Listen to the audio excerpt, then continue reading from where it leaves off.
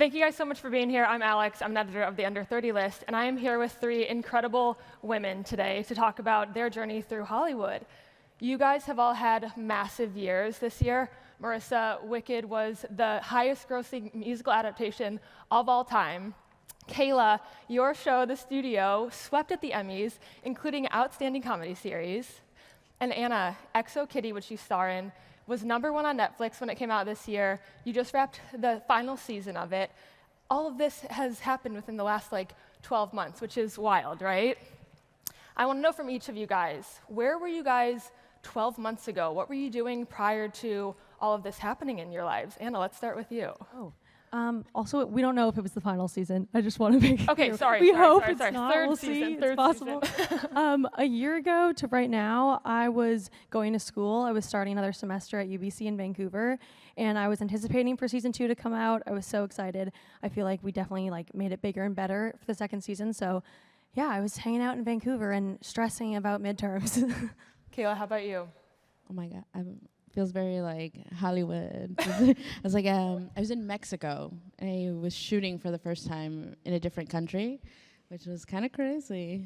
Totally. And Marissa, how about you? If I'm remembering right, because this was prior to the film coming out, I was just honestly chilling. I am somebody that needs to be busy all the time. So I think around this time last year, I was doing a lot of artwork. But yeah, I think that's where I was. It's been a minute, but yeah. I love that. And I think so many people, you guys on stage, so many people in the audience can definitely relate to wanting to be busy all the time.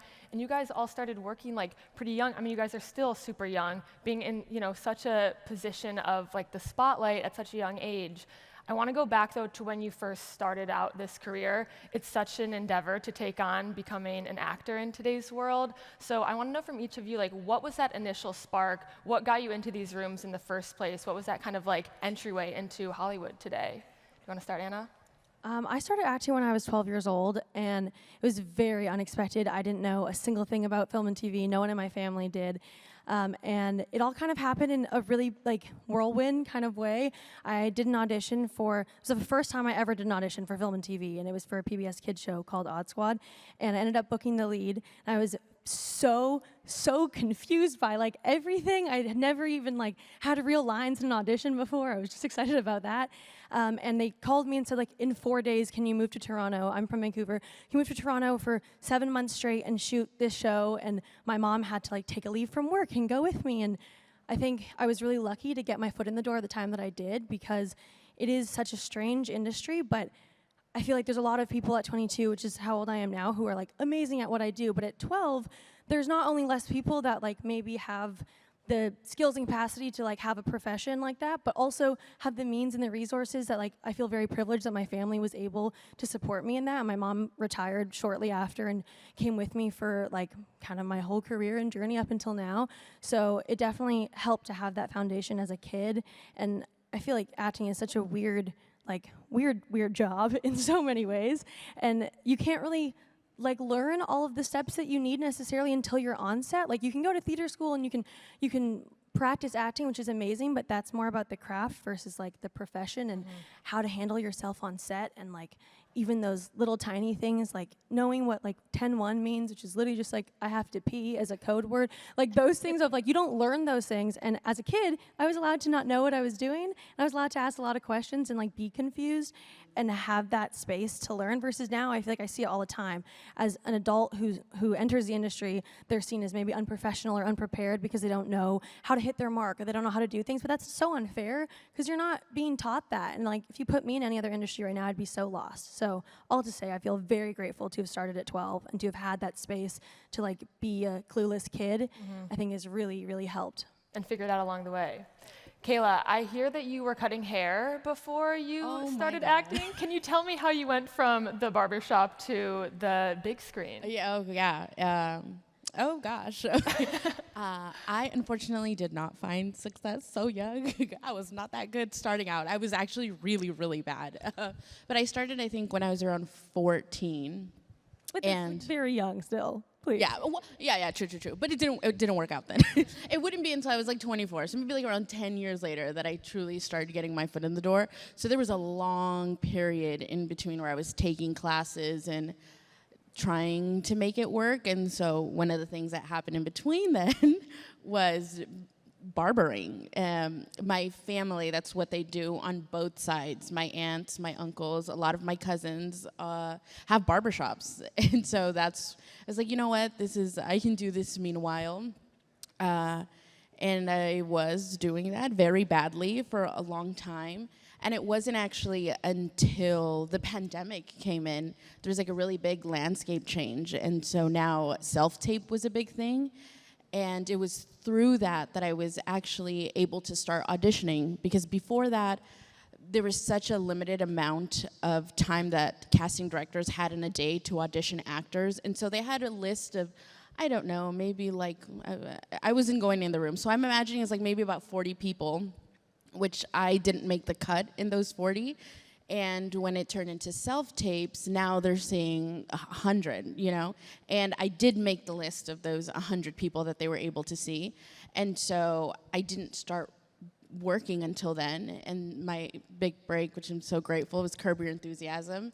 And so I sort of entered the acting world when it was changing in a way. I had COVID protocols, and it's funny, everybody was like, oh, these masks and all these things. It's like, I've never been on here without these. I'm like, I'm excited. Yeah. And so it's very interesting how long it took, the conditions that I came in, and how it's progressed from then till now. I did not think it was going to happen this way. Totally, and I think so many people in this room can relate to that like COVID transition in so many of our careers. Like it was the first time we were in an office or in a company at all. So I think that's such a relatable thing for people under the age of 30 right now.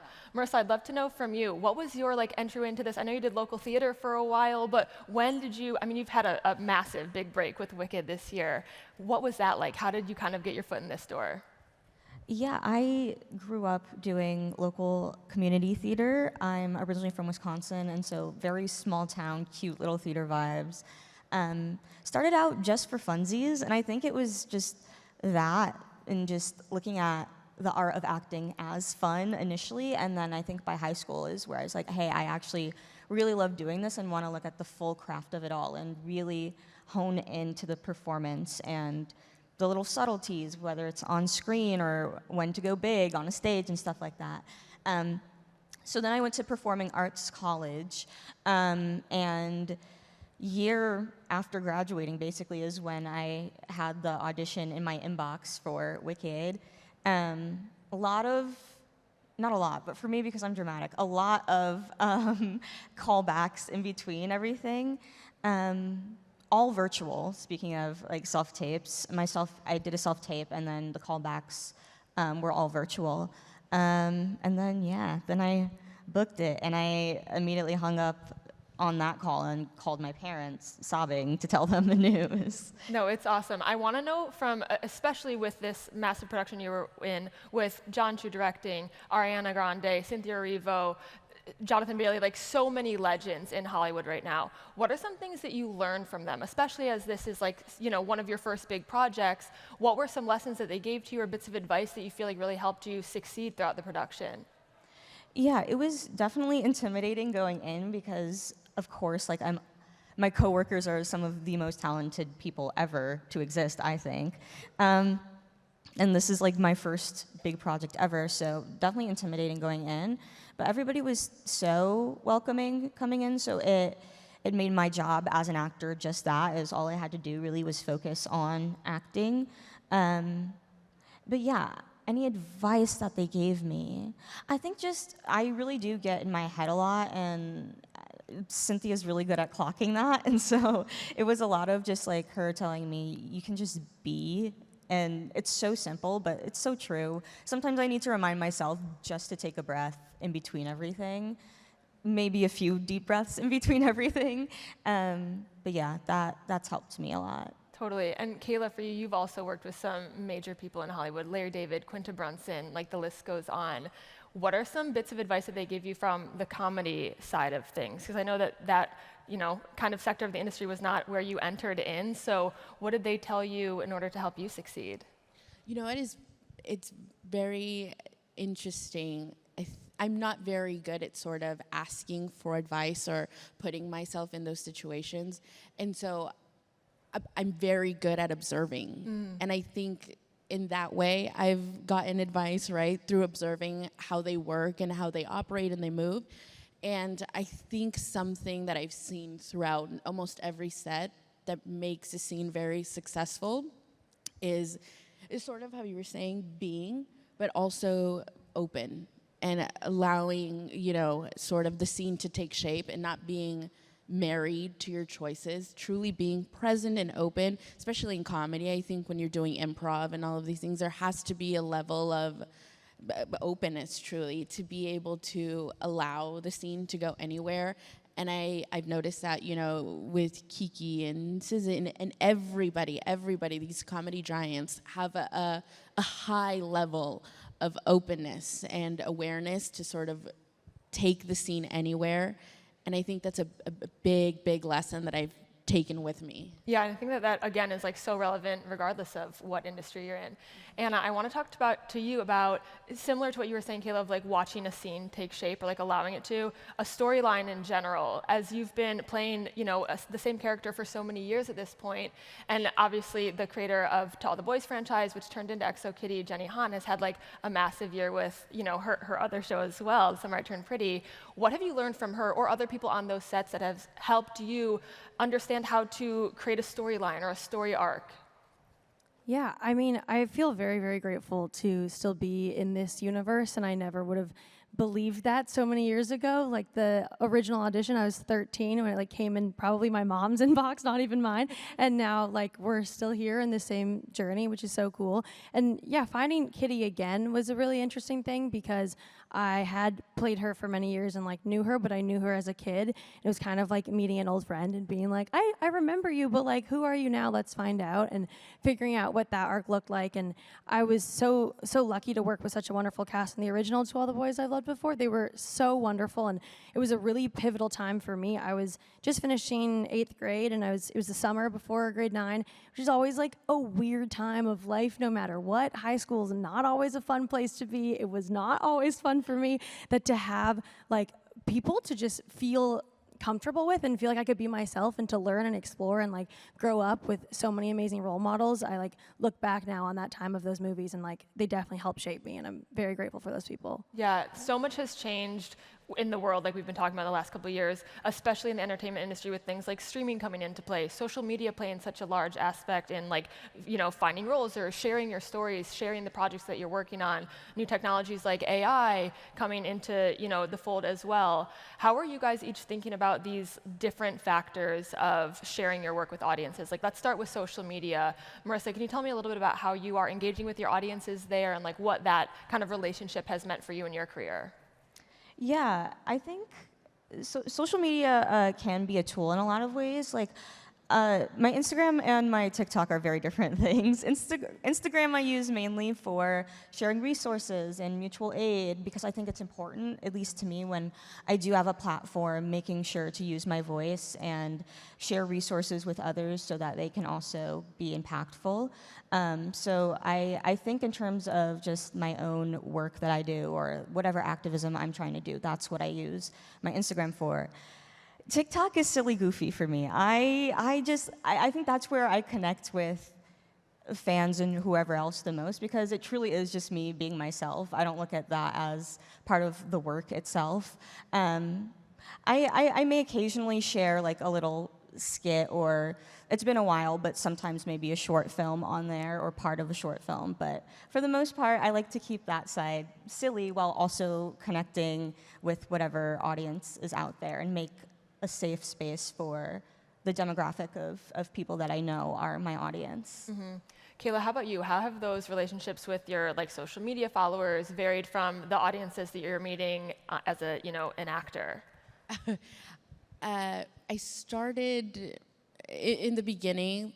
I should be honest, there was a lot of bullying. They bullied me online. And so for a while, I did not use it at all. I was very afraid. Mm-hmm. I felt like if I was posting, I was giving people a place to be negative, and I was really afraid. And through the course of the years, I never imagined that I was going to be able to have so many amazing opportunities that sort of pushed me to posting a little bit more.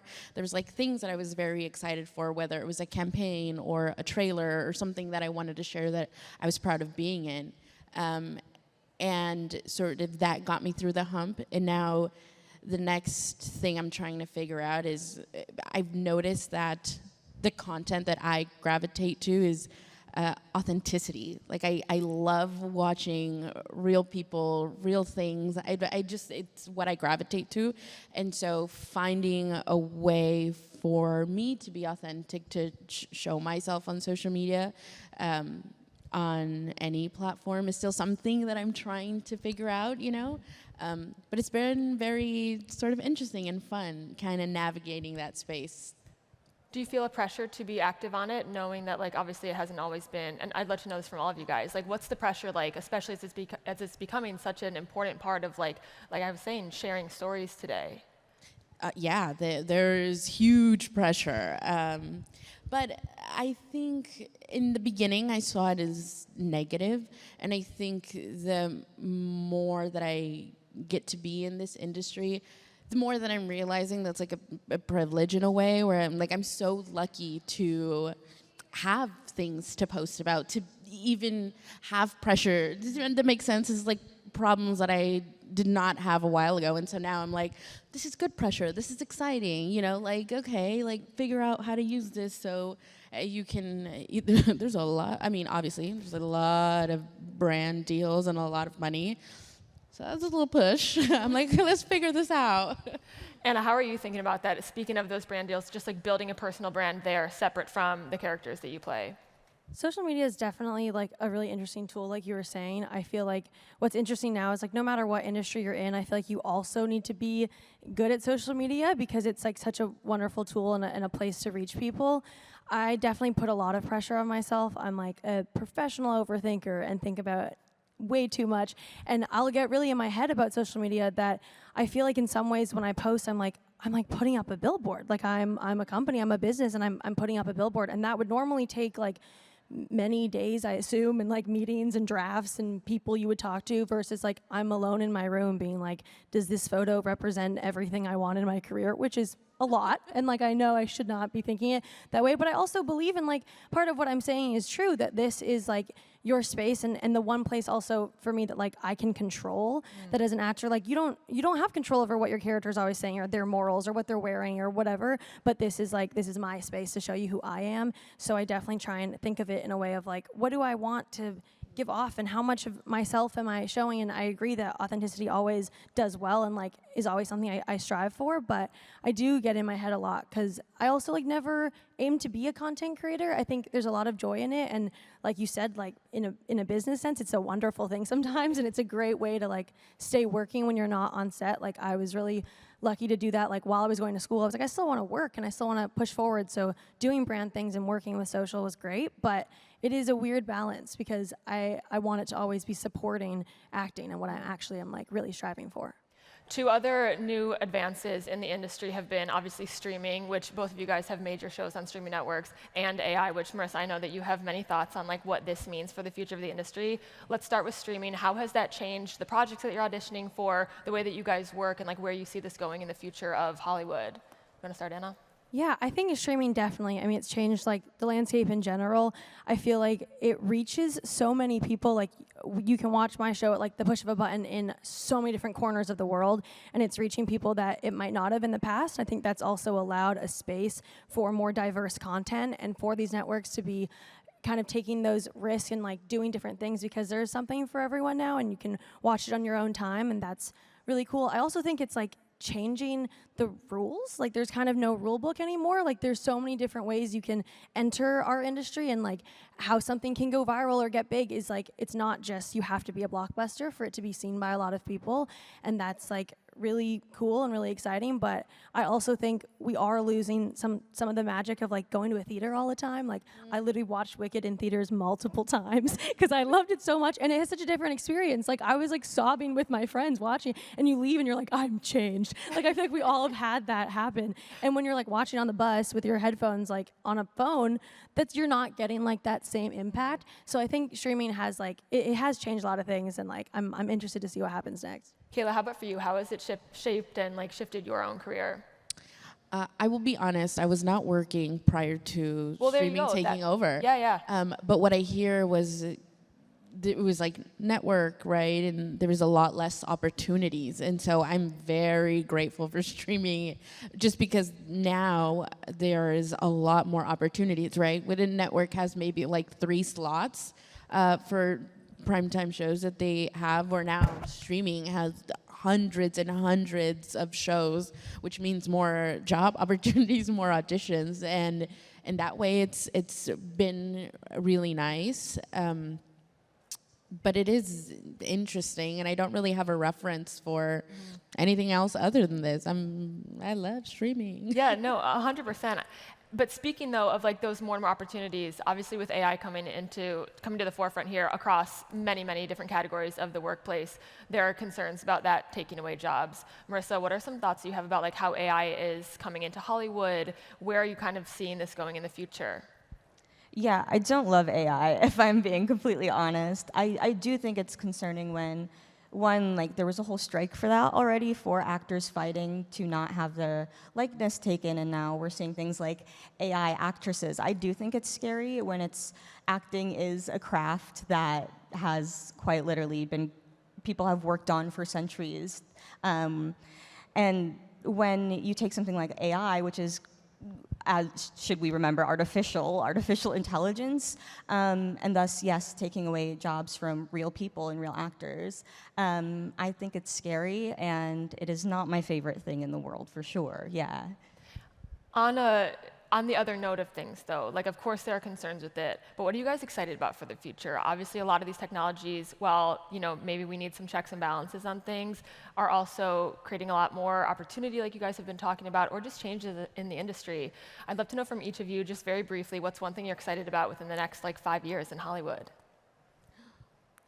Oh my gosh. I mean, I think thinking about 5 years ago, what I wouldn't have been able to predict has happened so far always intrigues me. I truly believe I cannot even make up what is going to be in our future, which is scary, of course, because unknown is always going to come with its discomfort, but it's also really intriguing and could be really positive. And I think I try and stay in that open mindset of I literally have no idea.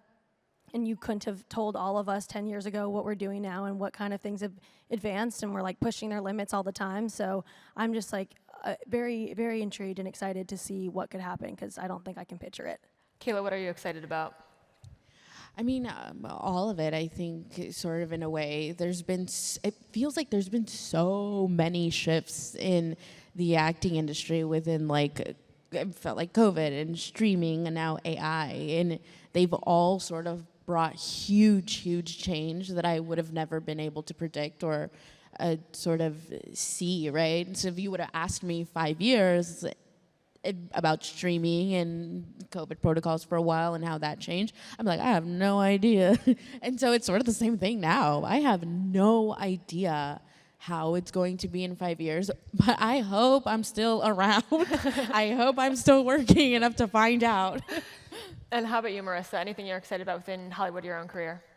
Yeah, I'm excited, and I'm hopeful for hopefully more diversity within the industry across the board, whether that's seeing more disabled actors on screen, not just myself, but I have a handful of super talented disabled peers within this industry, so I definitely love to see a lot more of that. And I would also love to see more stories, kind of like Wicked, that challenge viewpoints and really make people think about things like goodness and wickedness, or just having a challenging conversation where people may not think of a particular perspective, and after leaving a film or ending or binging, what have you, a TV series, leave with a totally different perspective. I'm excited to hopefully see some of that in the future. Yeah, I love that. Well, thank you guys all so much for joining me. Thank you guys for listening in. Thank you so much. Thank you.